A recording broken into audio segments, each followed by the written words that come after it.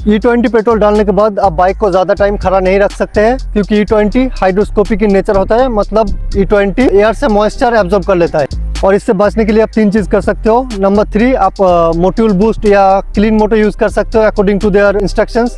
और नंबर 2, आप बाइक को ज़्यादा टाइम तक पार्क मत करो, ट्राई करो एटलीस्ट वीक में 1 या 2 बार राइड करो, और आइडियल पे 5 मिनट के लिए छोड़ना इनफ नहीं है। और नंबर 1 मोस्ट इंपॉर्टेंट, बाइक को आप ऑलमोस्ट एम्प्टी टैंक पे पार्क मत करो, क्योंकि ज़्यादा स्पेस रहेगा मतलब ज़्यादा एयर, और ज़्यादा एयर मतलब ज़्यादा मॉइस्चर, और फिर एथेनॉल मॉइस्चर को एब्जॉर्ब कर लेगा। तो ट्राई करो 70-80% बाइक में फ्यूल अप रखो, और यही सब बेसिक चीज़ें जो आप कर सकते हो, आप ज़्यादा कुछ नहीं कर सकते। और कमेंट में बताओ कि E20 से क्या आप खुश हो।